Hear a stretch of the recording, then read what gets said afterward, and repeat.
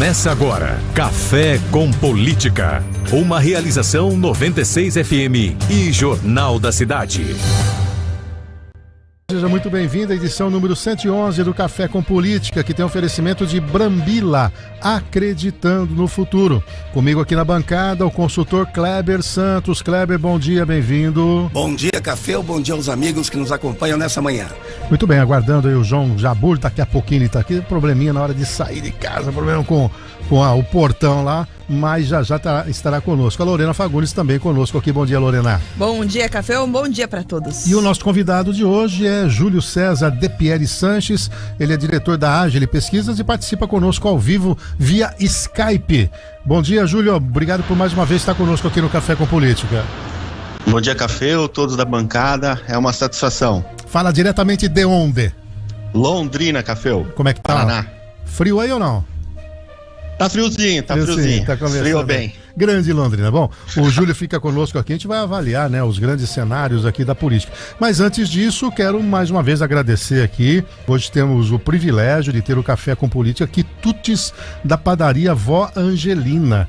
A padaria que vem inovando em Bauru, além de possuir café colonial, almoço por quilo, café da tarde e caldos à noite. Possui também cafés da manhã para empresas, para reuniões e eventos. Conheça mais sobre a padaria Vó Angelina pelo telefone 3234-9537. 3234-9537.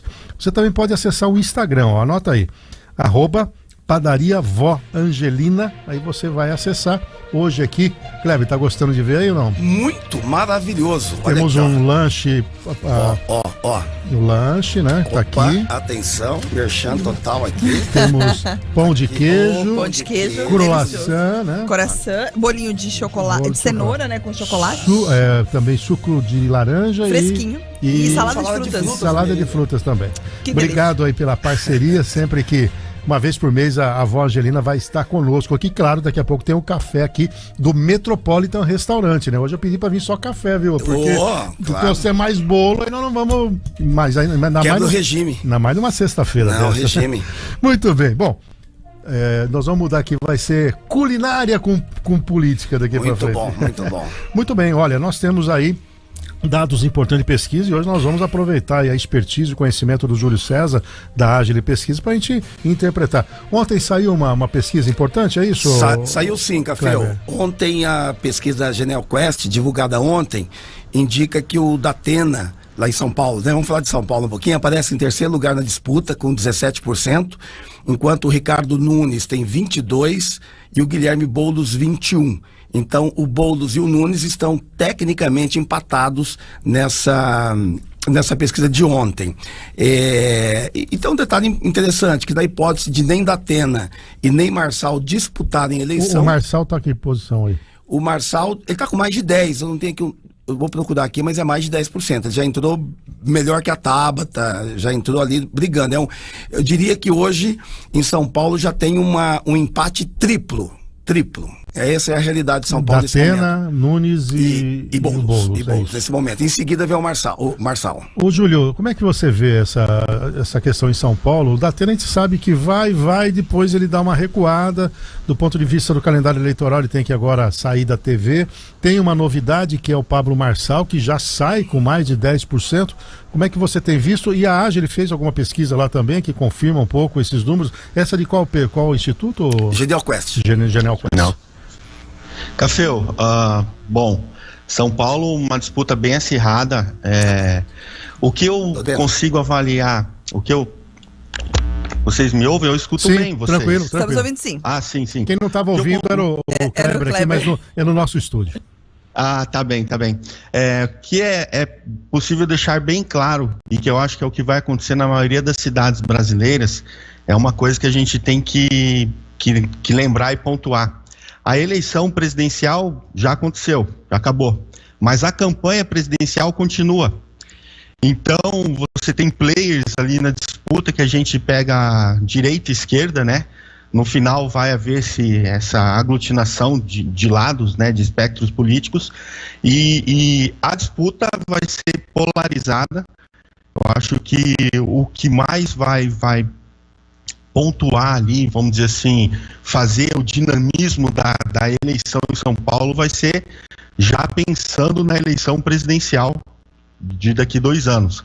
Então você tem o Nunes, você tem o Pablo Marçal ali, que são mais à direita, aí você pega os candidatos à esquerda, você tem o Boulos, você tem os demais candidatos, e você vai somando ali, se você separar, você fala, pô, é uma disputa muito equilibrada e que se repetem em muitas cidades do país. A gente tem feito bastante pesquisas e a gente fala assim, é essa polarização Lula-Bolsonaro, Bolsonaro-Lula, que vai se repetir em São Paulo. Com relação ao Datena, fica aquela incógnita, né? Pode, vai, quer, tem vontade, mas o histórico é que sempre recua, né? Não vai até o final. Vamos ver o que vai acontecer agora. Com relação ao Datena, assim, ele faz um espetáculo sempre, né? Ele fica no centro do palco. E a lei eleitoral prevê que os apresentadores, como o Café disse, precisam afastar até dia 30 de junho. Hoje é 28, daqui 2 dias. O Datena, o que ele fez ontem? A gente acompanhou. Ele tirou férias do programa de TV. Quer dizer, a decisão foi encarada como uma tentativa, de novo, de adiar a definição se finalmente ele sai candidato ou não após essas desistências que ele teve anteriormente. Então ele vai, o que ele fez? Se você contar as férias a partir de agora, vai bater com o período das convenções. Quer dizer, ele conseguiu adiar a expectativa, se sai ou não sai, até as convenções. E aí as pesquisas vão apontando, ele vai vendo qual é o número, qual é o nível de apoio, e ali na frente ele decide. Agora, Júlio, você falou, e a gente tem debatido aqui, que existe essa polarização nos grandes centros, mas também há uma leitura de que quando chegar mais próximo à eleição, o cidadão vai esquecer um pouquinho essa questão ideológica, esquerda-direita, e vai ficar de olho no seu bairro, na rua, na questão da água, do asfalto. A sua leitura também é essa, quer dizer, mais próximo da eleição, vai mais para o nível local, e aí, nós não estamos discutindo aqui modelo macroeconômico, governo centralizador, liberal, nós estamos discutindo se vai ter água na minha casa, se vai ter saneamento básico. Você acha que dá essa virada em algum momento, e nesse caso, o Nunes, que tem a máquina na mão, pode eventualmente sobressair, porque ele conhece mais profundamente os problemas da cidade? Perfeito, Cafeu. Eu acho assim, a população está preocupada com a porta da casa dela. O pai, o chefe de família a mãe sai de casa para trabalhar, ele tem que sair na calçada, ele já olha ali se tem asfalto, se tem saneamento básico, se tem segurança. Ponto principal, sem dúvida, é o local. Só que não dá para descolar essa questão nacional. A gente tem feito pesquisas, e daqui a pouquinho eu respondo sobre o Nunes, mas a gente tem feito pesquisas que coloca índice de votos, intenção de votos dos candidatos, e quando a gente não pergunta de apoios, é uma situação, é muito interessante. Se a eleição, vou falar Londrina, vamos dar um exemplo. Se a eleição de Londrina fosse realizada hoje, quem o senhor votaria? Tem o ranking ali dos candidatos, ok? A hora que a gente coloca o nome do candidato e a gente junta o apoio, e o fulano apoiado pelo Lula, e o Beltrano apoiado pelo prefeito, e o ciclano apoiado pelo... É incrível como esses apoios fazem diferença. É incrível. É claro, a população precisa e está atenta com os problemas locais, sem dúvida. Então, o prefeito que tiver um bom governo, que tiver atento, que tiver uma equipe e que possa atender melhor a população, esse prefeito ele leva vantagem, sem dúvida. Mas as questões nacionais, os apoios, principalmente Bolsonaro, Lula, vão pesar nas eleições. Regiões mais pró-Lula, regiões mais pró-Bolsonaro, mas vai fazer a diferença. Com relação ao Nunes, eu vejo que o nome dele vai ser testado, né? Porque ele era um vice, que assumiu. Pelas pesquisas que a gente vê, ele faz um bom governo, e você vê em São Paulo, vamos falar a maior cidade do país, a cidade que faz o país acontecer, né? Vamos dizer assim, a importância dos apoios. Tanto é que eles estão preocupados, quem está comigo, quem não está, quem que vai ser meu vice, a escolha do meu vice vai trazer o apoio de quem para mim. Isso demonstra que não é apenas fazer o dever de casa local, mas a influência nacional vai fazer diferença. Só que também não adianta, Café, você vir com um apoio forte de fora se você não faz seu dever de casa. Tem que haver um equilíbrio ali das coisas. Eu sou um bom nome, eu estou fazendo minha parte e esse apoio vai potencializar minha intenção de votos. E agora você vê esse fenômeno mais em grandes centros ou nós podemos também nas cidades médias que tem, por exemplo, segundo turno, o caso de Bauru, também imaginar que os apoios podem mudar um pouco o comportamento do eleitor? Com toda certeza, com toda certeza. Grandes centros, médias, pequenas médias cidades e pequenas cidades. É geral, Fel. É geral. O pessoal, tanto é, a gente faz as pesquisas para publicação, que daí os questionários são mais enxutos, né? Tem que ser bem objetivo, apoio, aprovação, etc. e voto, mas quando a gente trabalha mesmo na cidade, trabalha com o candidato, está avaliando o direcionamento de uma campanha, e o Kleber está aí no estúdio, ele é um expert nisso aí, nas consultorias que ele presta, a gente vê que tem uma série de outras perguntas que essas influências externas ajudam ou atrapalham, influenciam na eleição. Pode ter certeza. Eu quero aproveitar, então, fazer um recorte para Bauru, porque ontem o Dr. Raul, que é do Podemos, anunciou que o PL vai compor com ele e será vice. Não obstante, o capitão Augusto lá atrás, inclusive aqui, disse que ele não cederia, queria ser cabeça de chave, mas passado o tempo não encontraram um nome. A gente sabe que a política é dinâmica, né? E chegou o momento que ele precisa tomar uma decisão. E a decisão foi se aproximar do Dr. Raul, que já foi candidato a prefeito por 2 vezes, foi deputado estadual por um período, foi candidato a deputado estadual, e ele então agora busca o apoio do PL e quer trazer o Bolsonaro para a questão, e aí que é o ponto. Então a gente pediu para o Raul falar desse acordo aqui, a gente vai reproduzir agora para depois que a gente colocar na mesa aqui para debate. Muito bom dia a todos os ouvintes da 96 FM. Com muito prazer que eu quero aqui confirmar a notícia de que o partido, o PL, né, o partido do ex-presidente Jair Bolsonaro, estamos aqui representado aqui na cidade de Bauru pelo deputado federal Capitão Augusto e pela deputada estadual Dani Alonso. Então nós fechamos aí uma parceria onde o Podemos vai indicar a cabeça de chapa, no caso meu nome como candidato a prefeito na cidade de Bauru, e o PL vai indicar o vice-candidato na mesma chapa. Então essa discussão já ficou sanada, então nós já estamos praticamente, esgotou-se esse tipo de negociação, com tudo que cada um vai poder fazer para ajudar a outra legenda, para que nós possamos sair vitoriosos aí na próxima eleição majoritária aqui na cidade de Bauru. Tanto a chapa do PL quanto a chapa do Podemos, ela está completa em termos de número de vereadores, são 20 candidatos em cada chapa, então nós são candidatos bons, são bons nomes. Eu tenho certeza que devemos eleger em cada partido em torno de 4 candidatos, né? Então uma boa chapa de vereadores aí com 8 nomes que poderão estar representando aí essa nossa empreitada.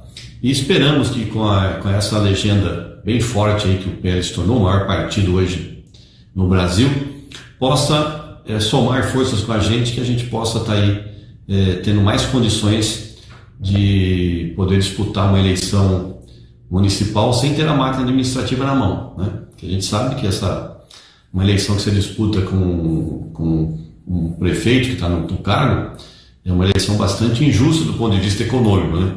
A pessoa que tem a máquina na mão acaba saindo muito mais na frente, e no nosso caso a gente vai ficar mais nas propostas de ideias, mas como o Bauru está cheio de situações onde merece um pouco mais de atenção do setor público, eu tenho certeza que a população desta vez vai conseguir enxergar que as nossas propostas, que já fizemos as propostas, boa parte delas no outro pleito, né, foram propostas que estávamos prevendo uma boa parte do que vem acontecendo.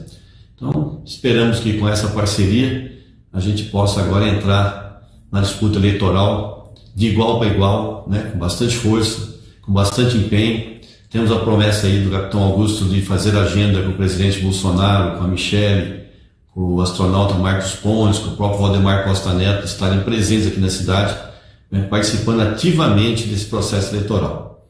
Então, vamos lá, tem muita água para passar debaixo dessa ponte e vamos estar prontos aí para poder começar o debate aqui na cidade de Bauru. Obrigado, Raul, pela sua participação. E aí, então, né, Júlio, tem um fato novo e aqui no caso de Bauru, neutraliza também um eventual palanque do Tarcísio para a prefeita, né? Porque ela está no PSD, que tem o Kassab, que é um homem forte dentro do governo do Tarcísio, e há um posicionamento de que eventualmente não entra. Não sabemos se o Bolsonaro vai entrar, porque houve também um acordo que, onde houver um certo embate, nem o PL e nem o PSD, ou nem no caso o Republicanos, colocariam tanto o governador como o presidente, mas não deixa de ser um fato relevante diante do que você tem trazido, que também nas cidades médias pode ter essa polarização, né? Sem dúvida, sem dúvida. Vamos dizer que num acordo aí de cavalheiros eles não vão até a cidade para pedir voto, vamos dizer assim, mas vai haver foto com o candidato, vai haver uma reunião, vão estar à mesa, e isso vai ser apresentado à população. De alguma forma vai chegar. Talvez não vão se envolver diretamente, sair de São Paulo, sair de Brasília, estar aí, mas vai ficar claro para a população que os apoios, isso vai acontecer. Aí daí a gente tem que estar medindo, né, e entendendo qual vai ser esse impacto na hora que a população entender, esse candidato é do Bolsonaro, esse aqui é do Tarcísio, esse é do Lula, tem que esperar a campanha acontecer. Perfeito, Júlio. Bom, já aqui na nossa bancada, o João Jabur. Bom dia, meu caro Jabur. Deu certo lá o portão, tudo redondinho, tranquilo? Deu certo, fiz uma força danada, mas deu certo. Bom dia aos ouvintes, internautas, Cafeu, Kleber, Lorena. E o Júlio, né? Principalmente o Júlio, nosso convidado, entrevistado. E para não perder muito tempo, Júlio, eu queria te fazer uma pergunta relacionada a um outro fator que, pelo menos neste momento aqui em Bauru, tem sido muito falado e acho que é importante, que é sobre rejeição dos nomes, de cada um dos nomes, né? E nos bastidores da política a gente sente, percebe e ouve muito essa preocupação, principalmente por parte de quem está no poder, da prefeita, né? E nós temos um momento aqui em Bauru sensível em relação à falta d'água, que deve perdurar por um bom tempo ainda, racionamento e etc. Isso gera preocupação, gera esse medo da rejeição aumentar. E a rejeição, então, a pergunta finalmente, qual o papel dela numa campanha eleitoral e numa, enfim, definição de resultado? Bom dia, Jabur, vamos falar com o senhor. Bom, rejeição, ela limita o crescimento, né? Ponto.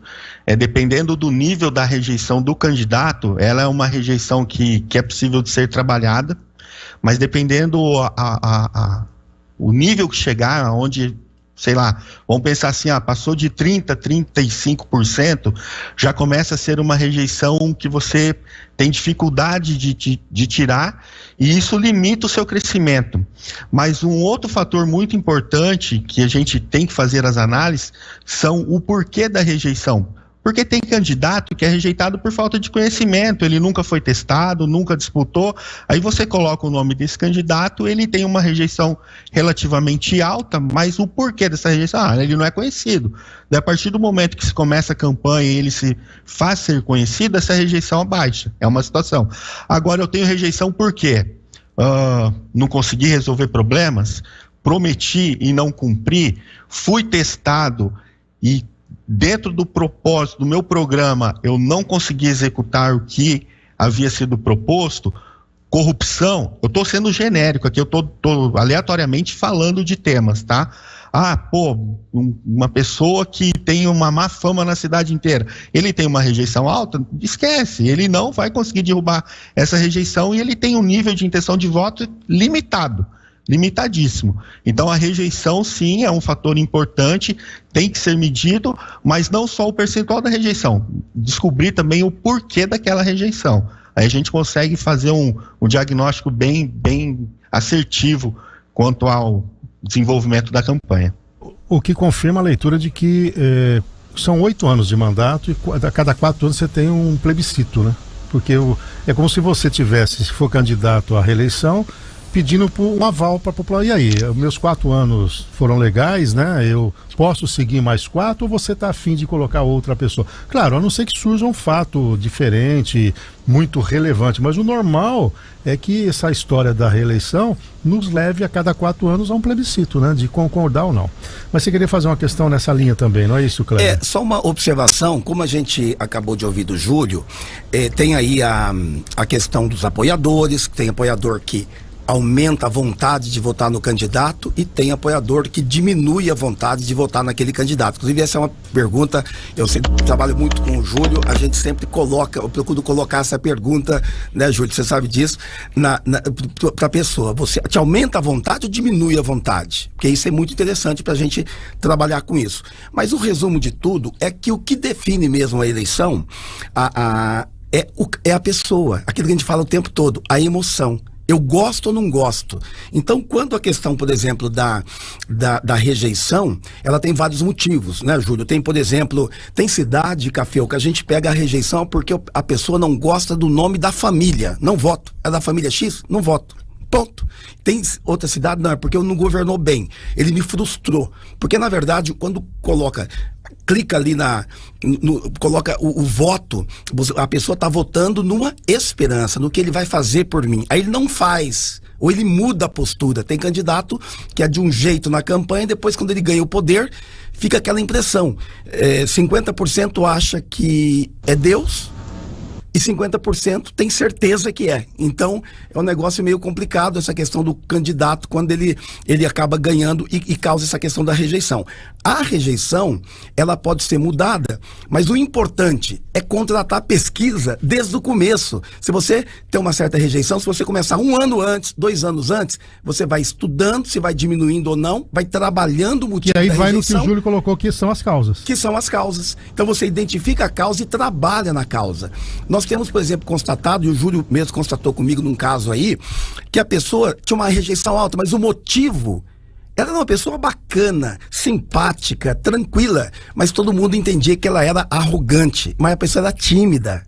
Na verdade, ela entrava nos lugares, não olha pra ninguém, vai pro canto e fala, aquele cara é arrogante, metido, aquela coisa toda. E ele não era nada disso.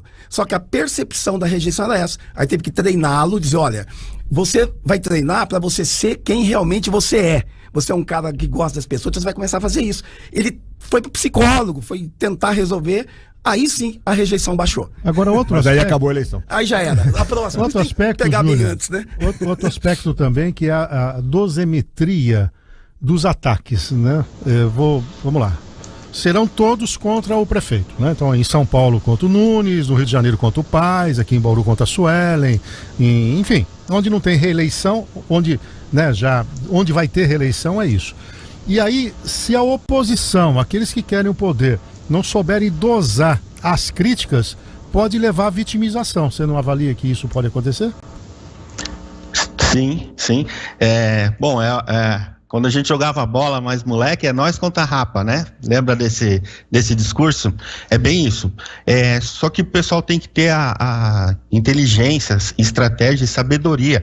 A política é um jogo dos dois lados. A política é um jogo muito bem orquestrado. Quem tem o melhor time, melhor equipe, quem desenvolve o melhor papel ali, consegue executar tantos ataques. E quem está recebendo ataque tem que ter a sabedoria, o discernimento ali para saber como recebe. Tem candidatos que a gente vê que é vítima, que é muito vítima, que é chamado até de chorão quando a gente faz pesquisa. A população não gosta também. Não adianta você só se vitimizar, ser o coitadinho. Cara, a população está procurando alguém que resolva problemas. Todo mundo em algum ponto da vida tem problema. Eu tenho defeitos, qualidades, todo mundo tem. Agora a gente tem que entender se o tamanho dos meus defeitos, as coisas erradas que eu já fiz eventualmente por percalços da vida, foram propositais, foram articulados ou foram acidentes. Se quem recebe a crítica indevida, ela sai por cima. O candidato fulano não conseguiu resolver tal. Por que eu não consegui resolver? E ela tem uma explicação, o candidato tem uma explicação. É uma situação, essa crítica vem errada e é melhor para quem a recebe. Mas se quem faz a crítica, quem bate, tem fundamento, está falando coisas com propriedades e está mostrando, não resolveu porque foi incapaz ou porque teve má fé, vai colar.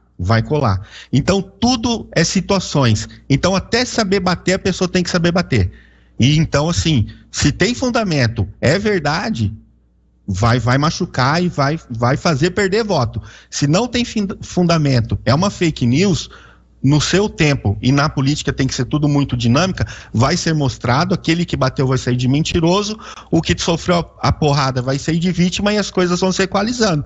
Tem que saber bater. Também não é todo mundo juntar e falar um monte de bobagem. Não se resolve assim. É a tal da sabedoria e estratégia, né? Porque uma eleição é isso que nós estamos debatendo. Infelizmente, né, nem sempre no campo das propostas. Mas me tranquiliza porque ontem o debate entre Trump e Biden falaram até de que um joga golfe melhor que o outro. Então, tá tudo bem. Eu sou capaz de acertar o buraco lá com o golfe e você não é porque você está senil. Quer dizer, então nós estamos bem aqui no Brasil, porque se na principal economia mundial o debate é naquele nível de ontem, joga a toalha. 8h04, a gente vai fazer um rápido intervalo. Júlio, hoje você está perdendo aqui, que você não está presencial, a padaria Vó Angelina mandou aqui pra gente, ó, lanche de metro, croissant, bolo, suco de laranja, salada de frutas, é ali a padaria Vó Angelina. E o Metropole de Restaurante, o cafezinho. E você então, não tá aqui. Café, isso que eu ia falar, mas eu falei no momento certo.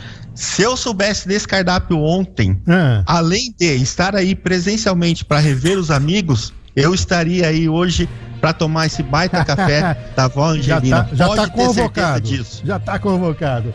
Bom, vamos fazer um intervalo então para saborear um pouco aqui esses quitutes e a gente volta já discutindo a política hoje com o Júlio César de Pieri Sanches, ele que é diretor da Agile Pesquisas. Um intervalo rápido, a gente volta já. Você queria falar o que, meu caro Kleber Santos? Vamos lá, Júlio, vamos falar de pesquisa, Júlio. Por que o resultado dessas pesquisas nem sempre bate com o resultado das urnas? Isso eu quero conversar com você, é o seguinte.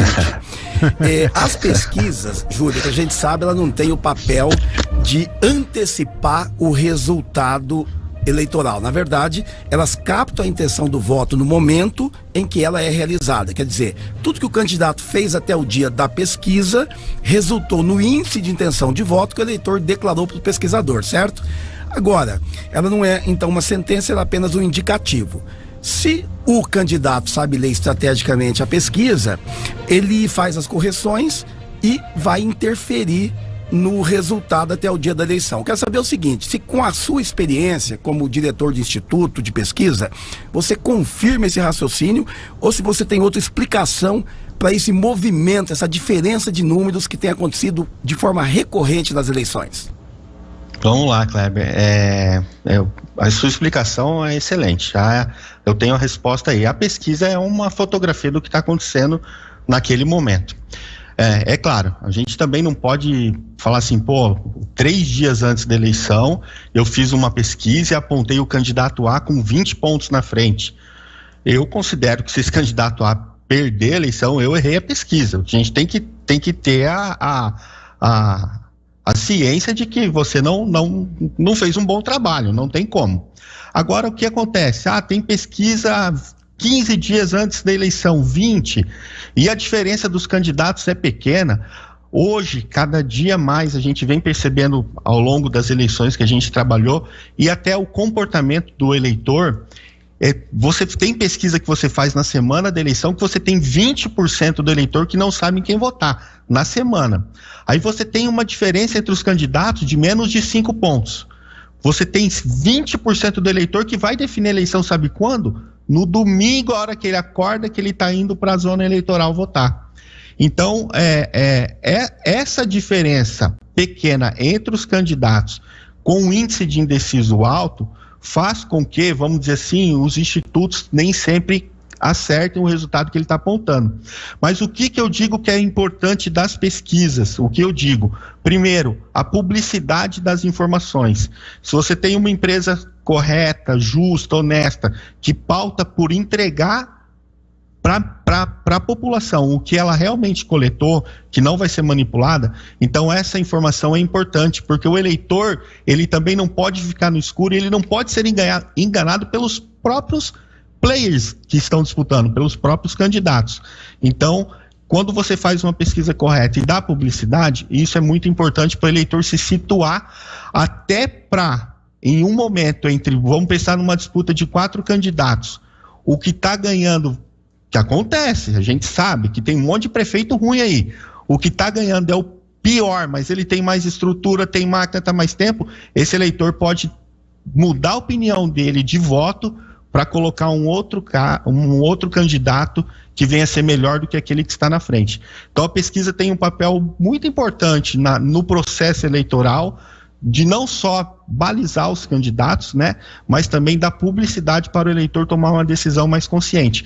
Mas com relação às pesquisas, eu acho que se o Instituto fizer certo, tiver uma metodologia, tiver ali um rigor técnico e estatístico para levantar a informação, ele vai acertar. Eu falo por nós da AGLE, tem muitos outros institutos bons e melhores que nós, a gente tem que ser, mas nós aqui, se eu pegar o histórico da nossa eleição passada de prefeito, vamos pegar uma média de 100 cidades, 97 cidades nós acertamos. Tem uma cidade aqui no Paraná, se ligar para o prefeito, chama Caloré. Vocês já viram alguma empresa que fala assim, vai dar empatado, pesquisa registrada? Procura no histórico aqui. A gente falava, uma cidade pequenininha que normalmente o pessoal fala que é mais difícil de acertar. Caloré, Paraná, a gente deu um empate técnico na pesquisa. Você puxar o resultado da eleição aí na urna, vocês não vão acreditar. O prefeito lá só ganhou, só tá lá porque eu acho que ele é o mais novo. Acho que é a regra, ou mais velho. Agora.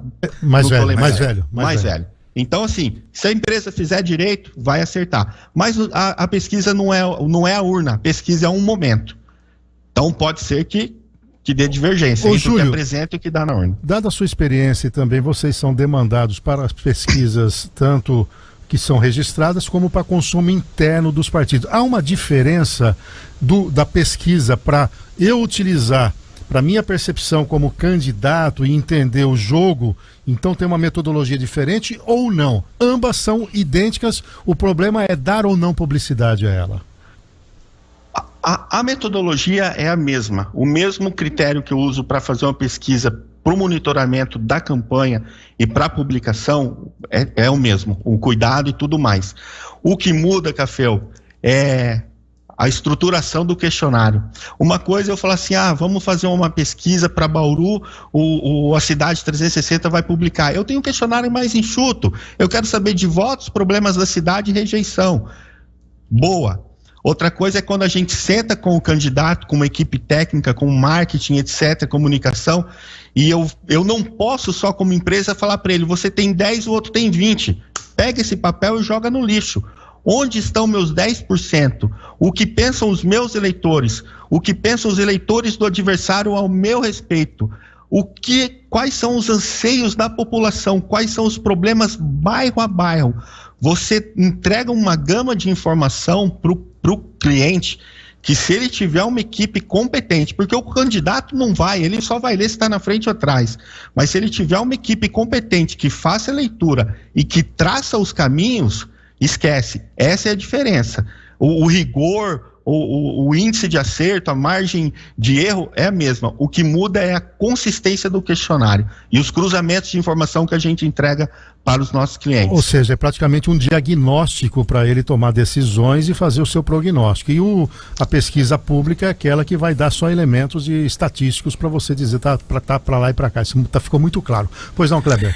Júlio, tem aquela situação, né? Quando o candidato está bem, nossa, ele adora a pesquisa. Quando cai, tá lá embaixo, ele fala, qual foi o método que você usou? Não é o que eu sinto na rua. Ou não é? E nesse aspecto a pessoa também tem que tomar cuidado com a bolha, né? Demais, viu? Olha, Júlio, existem 3 métodos mais usados nas pesquisas quantitativas de intenção de voto no Brasil. O mais antigo é aquela abordagem presencial dos eleitores na casa ou nas ruas, né? Abordagem do eleitor por parte do instituto na rua ou na casa. O segundo método é o do telefone, com um pesquisador que liga e conversa ao vivo com o eleitor. E há o terceiro método, que as ligações são feitas por robôs. É aquela pesquisa automatizada.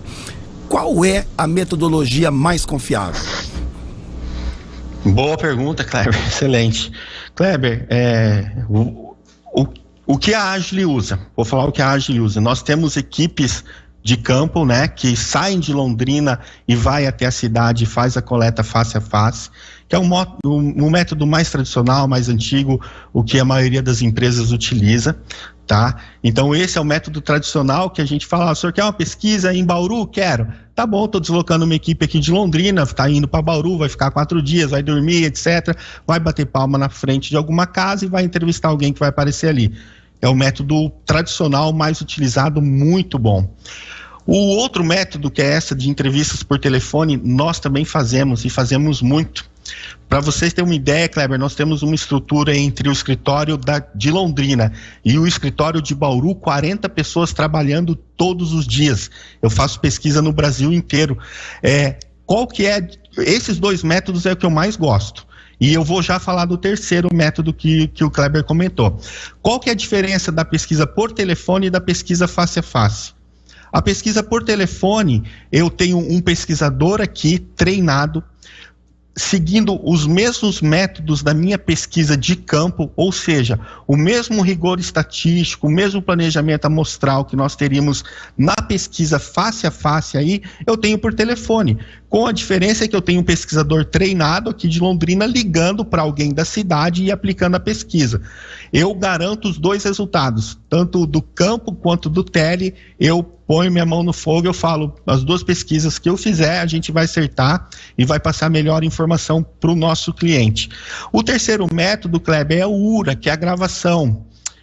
O que eu te digo? Nós não utilizamos. Primeiro, por quê? Porque eu acho que há uma dificuldade da pessoa em responder, porque ela recebe uma ligação por gravação e ela tem que falar, se for 1 é homem, se for mulher aperte 2, ela tem que tirar o celular do ouvido, pôr no viva voz, ou em casa, quem que atende telefone em casa hoje é minoria, e ela, se você vota no candidato A, aperta o 4, no B, aperta o 5, a chance de erro aí eu acho que é muito maior, e não há interação pessoal, do pesquisador conseguir segurar a pessoa ali para dar entrevista, ser simpático para ela responder todas as perguntas até o final. Então esses 2 métodos que a gente utiliza, o face a face e o CAT, que é a pesquisa por telefone, com pessoas, com pesquisadores, com o ser humano, para mim são as 2 melhores, e tem outros institutos que fazem dessa forma que vai bem. Para a gente esgotar esse tema rapidinho, e do ponto de vista da amostra, quando você fala, eu vou ou por telefone, eu vou no presencial, você tem que ter um extrato do que representa a população, tanto da faixa etária, faixa de renda, localização.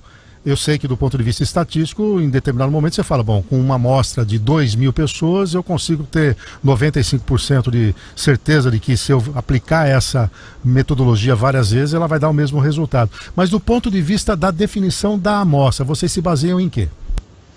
A amostra é a mesma, para os 2 tipos de trabalho, Caféu. Não, mas para a estruturação da amostra, ela é aleatória ou ela é induzida? Não, ela é aleatória. A primeiro momento a gente tem que pegar uma amostra, desenhar uma amostra que represente a população de que vai ser estudada. Então, ponto. A gente tem um estatístico, a dona Vera, né? Inclusive, um abraço. Ou seja, você vai pegar aqui Bauru, o último censo, e olhar, tem mais velhos, tem mais jovens, tem mais isso, a faixa de renda é tanto, e a partir dali que você vai encontrar onde essas pessoas estão. Aí que vai desenhar. É isso mesmo, Café. Então tem toda uma metodologia, tem um rigor estatístico, não é entrevistar 1.000 pessoas que aparecem primeiro, longe disso. Tanto é que quando a gente coloca no relatório nosso lá que teve 700, 800 entrevistas, teve 1.500 abordagens, porque você tem eleitor que não faz parte do perfil, você tem que agradecer e descartar. Não pode também entrevistar todos da minha família. Uma vez na 94 fazia boca de urna, e um pesquisador de boca de urna errou, ele quis se livrar logo do problema, saiu uma família lá, e meus amigos, né, 15 negros, ele tinha que naquela amostra de pesquisar 15, não deu outra. Aqui nesse colégio todo mundo votou no Zé. E aí distorceu, matou, né? Porque você pegou um núcleo único. Na verdade, é nessa casa, deu 100%. De vereador não dá certo, né? Não dá, porque além do que você tem o quociente eleitoral, tem o reduto, tem um monte de coisa. Muito bem. Bom, Julião, vou pedir uma licencinha para você, porque a gente tem um recorte aqui em nível local, algumas movimentações aqui políticas que também o nosso programa quer abordar. Jabur, traz um resumo, a gente trouxe rapidamente aqui no Cidade 360, do ponto de vista do calendário eleitoral, tá algumas peças aí ligadas ao governo e cargos hoje exercidos por secretários começa a ter uma pequena mudança, é isso? Em relação ao calendário eleitoral, a única possível mudança é a saída do Marcos Bilancieri, secretário do Desenvolvimento Econômico, para ser prefeito ou candidato a prefeito em Boracéia, que é a sua cidade de origem, né? Essa está ligada ao calendário eleitoral. Ele estava com dúvida quando eu entrevistei ele na terça-feira passada, né? Mas pelo jeito ele já definiu que deve ir para lá, né? Eu senti um pouco isso dele ontem. Ele não bateu o martelo, não afirmou, mas a pressão ela é grande e a vontade também dele deve ser grande. Nesse caso ele abriria a mão da Secretaria de Desenvolvimento Econômico. Ele tem até o dia 6, que é 3 meses antes da eleição, né, para se desincompatibilizar.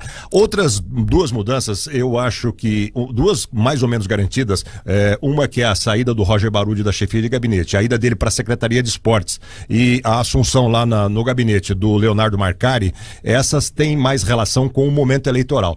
O Leonardo é homem de confiança dela. Exatamente. E essas podem ser anunciadas ainda hoje, são mais garantidas. E há especulações em relação à mudança no DAI, que é o ponto crítico hoje do governo, não o DAI exatamente, mas a falta d'água e etc. Tem a ver com aquilo que eu falei da rejeição. E o Leandro Joaquim estaria de saída para a Secretaria de Obras, entrando o Renato Purini no DAI. Já há conversas nesse sentido, pode ser que não se concretize, né, por algum motivo, porque também passa por uma conversa da prefeita com o Rodrigo Mandaliti, presidente do MDB, ao qual o Purini é filiado, mas isso seria para tentar dar uma dinamizada ou criar algum fato novo em relação ao DAI, a falta d'água, alguma alternativa ou um aí. bode expiatório, né? Ou também, tudo é válido para tentar fugir. Eu tirei o presidente e a culpa do problema da água era ele, tanto que eu mudei, mas ele está lá, porque ele voltaria para obras. Né? Lembrando que o Purini, do ponto de vista de concessão e privatização, nós não temos boa lembrança dele quando ele estava na Indurbe, né?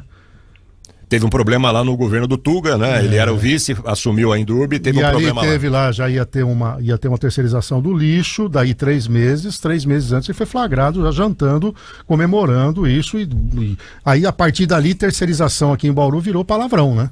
E ele vai exatamente, se ele for para o DAI, exatamente para ter ali muita negociação, não obstante a questão da concessão ser da prefeitura, mas o grande agente vai ser o Departamento de Água e Esgotos. Vai dar margem para especulação. Né? Lembrando que a gente vive, inclusive, um estado de emergência que permite agilizar compras e contratações. E mais uma informação, Café, o que não está nem no jornal de hoje, no JC, nas entrelinhas, é de que o capitão Augusto, ontem à noite, se encontraria com o Rodrigo Mandaliti, presidente do MDB, ainda na tentativa de puxar o grupo. E o Rodrigo Mandaliti, por sua vez, aproveitando essa situação para tentar ainda pressionar um pouco pela vice lá na chapa da Sueli. Então isso está em aberto de certa forma. Mas eu tive um interlocutor que encontrou com o doutor Orlando essa semana, disse que ele não abre mão, ele é candidatíssimo a vice, não vai sair dessa por nada, pelo menos a informação que eu obtive. Ou seja, e aí, se o Rodrigo Mandaliti rompe, o MDB sai, é um fato relevante, abre espaço para que o Reinaldo Mandaliti seja vice do Raul. Sim. Isso, e há um esforço grande no Palácio da Cerejeiras. Eu não consigo a vice com a Sueli, mas consigo o vice com o Raul. Não, sim, isso é uma moeda de troca, né? Hoje ainda é uma moeda de troca. Há um esforço grande e uma preocupação grande lá no Palácio das Cerejeiras para não perder o MDB. Então, ontem tiveram uma conversa, hoje devem ter outra. Segunda-feira há uma reunião marcada entre Kassab e Baleia Rossi, presidente e cacique do MDB, e Kassab, o cacique do PSD, que é o partido da prefeita. Então tem muita conversa ainda até o começo das convenções, que é dia 15 de agosto, né, Kleber? Aliás, 20 de julho até 6 de agosto. Dia 20 de julho. Muito bem, bom, com essa nós temos que terminar o programa, então. Essa foi a notícia bombástica do momento. Júlio, obrigado pela sua participação. Claro que nessa nossa jornada, como a sua pesquisa, que é um retrato, nós queremos um filme, né? Estaremos com você aqui, naturalmente também. Opa, tô sem áudio. Estaremos com você também em algumas pesquisas que a própria Agile deve fazer aqui na nossa região e na nossa cidade. Um abraço e bom fim de semana para você. Obrigado a todos, Kleber, João, Lorena, Cafeu, toda a audiência. Para nós é uma honra. Muito obrigado e vamos falar muito aí. Tem coisa a acontecer. Um abraço, Kleber. Outro para você e para os amigos que nos acompanham. Rapidinho, como é que compra o seu curso? Hotmart.com, hotmart.com, só digita lá o lado oculto do voto. João Jabur, fim de semana aí do JC. Muito bom, tudo quase certo já, o jornal montado. Bom final de semana a todos. Bom, eu quero agradecer a sua audiência. Na semana que vem, sexta-feira, temos um Café com Política. Eu retomo junto com a Lorena na segunda-feira com o Cidade 360 às 6 da manhã. Uma excelente sexta-feira para todos.